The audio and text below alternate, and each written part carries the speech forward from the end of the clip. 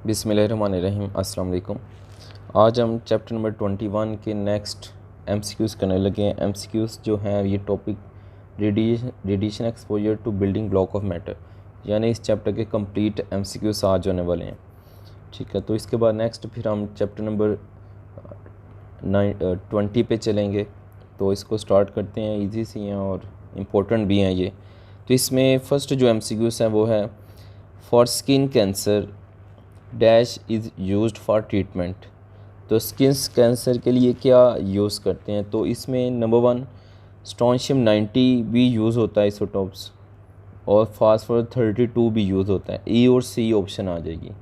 ठीक है, तो इसमें दोनों ही हम यूज़ कर रहे होते हैं। स्ट्रॉन्शियम 90 और फास्फोरस 32 यूज़ होते हैं कैंसर ट्रीटमेंट के लिए। Equivalent dose can be written as, ये इक्विवेलेंट डोज का फॉर्मूला होता है DE is equal to D into RBE। RBE कहते हैं रिलेटिव बायोलॉजिकल इफेक्ट।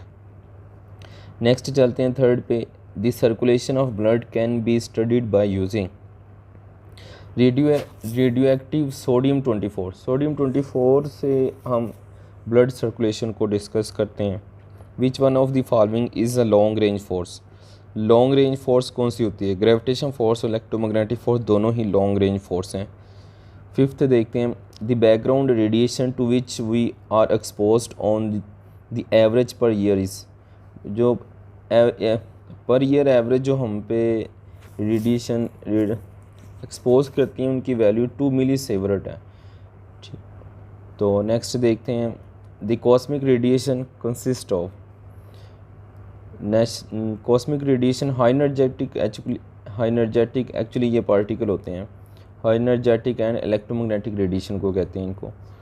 तो 7 पे देखते हैं। 7 में है the maximum safe limit dose for person working in nuclear power station. जो न्यूक्लियर पावर स्टेशन में काम करता है उसके लिए जो सेफ लिमिट होती है वो 1 मिली सीवर्ट पर वीक होती है। ठीक है, ये जो सीवर्ट है ये यूनिट है डोज का। डोज क्या है? डोज बेसिकली एनर्जी होती है, energy absorb per unit mass होती है। नेक्स्ट 8 है 1 जूल ऑफ एनर्जी अब्जॉर्ब पर kilogram of body is grey है। ठीक है, ये अभी इसकी बात हुई, यानी इसको मैं यूँ कह देता हूँ dose is equal energy absorb per unit mass. तो डोज का यूनिट ग्रे होता है, ये ग्रे है, और ये किसके इक्वल होगा? जूल पर केजी। ठीक है, तो ये आ जाएगा नेक्स्ट। ऐसा unit of equivalent dose is, जो ऐसा यूनिट होता है इक्विवेलेंट डोज का वो सीवर्ट होता है। क्योंकि इक्विवेलेंट डोज का फार्मूला भी हमने देखा था। इक्विवेलेंट डोज का फार्मूला हमारे पास आ रहा है equivalent dose is equal to dose into relative biological effect. तो इसका तो यूनिट नहीं होता, ये तो फैक्टर होगा, नंबर होगा कोई।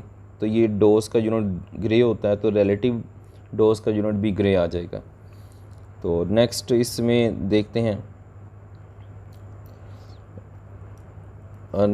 इसमें इसमें जो है ना जो इक्विवेलेंट डोज का यूनिट होता है वो सीवर्ट होता है, और जो हमारे पास एनर्जी डोज का यूनिट आता है, डोज का यूनिट ग्रे होता है।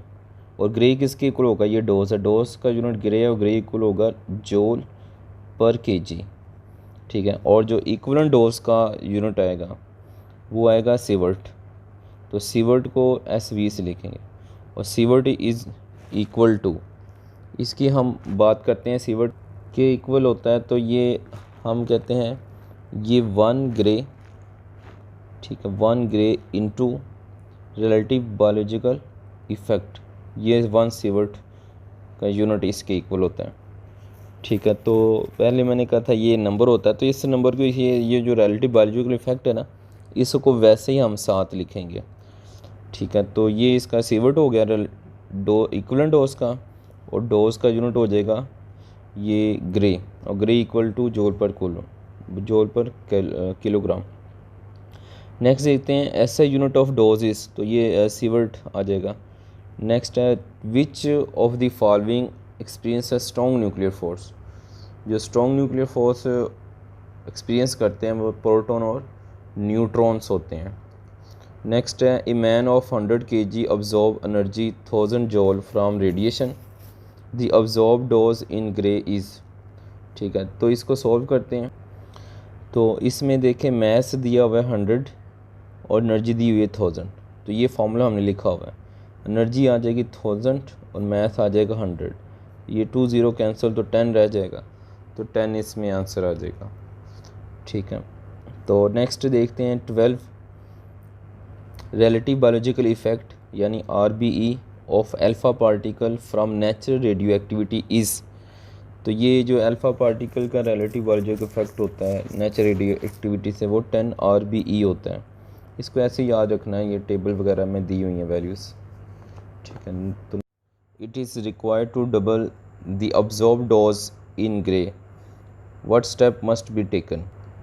तो रेडियोथेरेपी के लिए एनर्जी डबल करनी पड़ेगी डोज को डबल करने के लिए, क्योंकि अभी हम पढ़ के आ रहे हैं कि डोज का फॉर्मूला होता है एनर्जी डिवाइडेड बाय kg। ठीक है, तो ये ऑप्शन आ जाएगी energy must be double. Next है इसमें isotopes iodine 131 is used in the treatment of thyroid cancer. Thyroid cancer के लिए हम इसको यूज़ करते हैं। ठीक है, 1 सीवर्ट इक्वल होता है ग्रे इंटू RBE, ये यूनिट है सीवर्ट इक्वलेंट डोज का, और ये इसके 1 ग्रे इंटू RBE के इक्वलेंट होता है। नेक्स्ट है 16 dose of dash will not cause radiation burn to skin. जो 2 सीवर्ट रेडिएशन होती है वो स्किन को बर्न नहीं करती। ये ऐसी ही वैल्यूज़ आपने याद रखनी है। CFC यूज्ड इन, तो ये रेफ्रिजरेटर में भी यूज़ होती है, प्लास्टिक फॉर्म में इंडस्ट्री में भी यूज़ होती है, एरोसोल स्प्रे में भी यूज़ होती है। नेक्स्ट आ जाए if RBE factor is 10 equivalent dose is 400 और रैम इसका यूनिट है, दूसरा यूनिट होता है इक्वलेंट डोज का, एंड डोज इक्वल टू। तो इसको सोल्व करते हैं, तो ये इसका फार्मूला होता है इक्वलेंट डोज का, dose into RBE relative biological effect. ये दी हुई है 400 रैम, REM ओल्ड यूनिट है इसका, और रैम इक्वल होता है 0.01। तो ये भी साथ इधर पुट करना पड़ेगा हमें। फिर साथ ये डोज है और ये साथ 10 है, डोज हमने फाइंड करनी है। 10 को इधर ले जाएं, ये 1 0 कैंसिल हो जाएगा, ये आ जाएगा 40 rem is equal to dose. अब ये REM रैम इसका ओल्ड यूनिट है, इसकी वैल्यूज़ हम पुट करते हैं, तो ये आ जाएगा 40 into 0.01 is equal to dose. तो इसको सॉल्व कर लें तो ये 0.4 ग्रे यूनिट आ जाएगा, तो ये ऑप्शन आ जाएगी इसकी। नेक्स्ट इसका है 19 वीक न्यूक्लियर फोर्सेस। जो रिपल्सिव फोर्स है ना, वो हमेशा वीक न्यूक्लियर फोर्स होती है एटम के अंदर, न्यूक्लियस में। नेक्स्ट है इसमें basic function of ozone layer is to protect us from. जो बेसिक फंक्शन है ओजोन लेयर का, वो हमें UV रेडिएशन से बचाना होता है। ठीक है, नेक्स्ट इसमें आ जाए MCQs। The food contain mostly which type of the radio active substance. तो फूड में जो मोस्टली होते हैं वो पोटाशियम 40 होता है एंड कार्बन 14 होता है, A एंड B आ जाएगा। नेक्स्ट 22 है which of the following remedies can reduce radon level inside the building. तो बिल्डिंग में ना रेडोन गैस इंक्रीज़ करती जाती है, जो अर्थ इनसाइड हमें अर्थ रूम में इकट्ठी होती रहती है। तो इसको हम वेंटिलेशन से ही रिमूव कर सकते हैं, तो वेंटिलेशन को बढ़ाना पड़ेगा, C ऑप्शन आ जाएगी। Which of the following can be considered responsible for causing radiation hazards. तो जो हमारे पास इसमें ऑप्शन आएगा वो कलर TV, तम्बाकू, ल्यूमिनस वाचेस, इन सब से जो है रेडियो एक्टिव रेडिएशन मिट होती हैं। According to quark theory a neutron is made up of. तो ये एक याद रख लें, दूसरा खुद ही याद हो जाएगा। जो न्यूट्रॉन है वो 1 अप है और 2 डाउन है। प्रोटॉन का उलट करते हैं, प्रोटॉन का 2 अप होता है 1 डाउन होता है। ठीक है, नेक्स्ट आ जाएँ, ये क्वार्क्स हैं। ठीक है, नेक्स्ट आ जाएँ 25 how much dose is absorbed by a person for working in uranium mine for 1 month. 1 month में एक पर्सन कितनी डोज अब्जॉर्ब कर लेता है, तो वो 1000 मिली सीवर्ट अब्जॉर्ब कर लेता है। नेक्स्ट 26 है friction cohesion adhesion belong to which basic forces of nature. तो कोहेसिव फोर्सेस और एडहेसिव फोर्सेस जो बेसिकली हैं ये इलेक्ट्रोमैग्नेटिक फोर्स की वजह से ही होती हैं, इलेक्ट्रोमैग्नेटिक फोर्स से ही ये आती हैं। नेक्स्ट है chromosomes abnormality due to radiation exposure can cause. तो क्रोमोसोम्स abnormality जो होती हैं वो कैंसर, आई कैटर्स और abnormalities इन फ्यूचर जनरेशन, तो इन सब की वजह से हो रही होती हैं। Which one is not elementary particle, photon, lepton, quark, ये सारे एलिमेंट्री हैं। ये जो हमारे पास हेड्रोन है ये एलिमेंट्री नहीं है, हेड्रोन्स में आता है प्रोटॉन, न्यूट्रॉन आ जाते हैं। ठीक है, नेक्स्ट इसमें आ जाएं cobalt 60 is a source for, cobalt 60 gamma radiation को इमिट करता है। Which one does not belong to leptons, तो मेसॉन्स लेप्टॉन्स को बिलोंग नहीं करता। इलेक्ट्रॉन, न्यूट्रिनोस और म्यून्स ये लेप्टॉन्स ग्रुप से बिलोंग करते हैं। तो ये हमने इसके देख ली। इसके बाद हम चैप्टर नंबर 20 की थ्योरी देखेंगे, फिर उसके एमसीक्यूज़ देखेंगे। तो फिर हम नेक्स्ट लेक्चर में मिलते हैं एफएससी सेकंड ईयर को। तो इजाज़त दें, अल्लाह हाफिज़।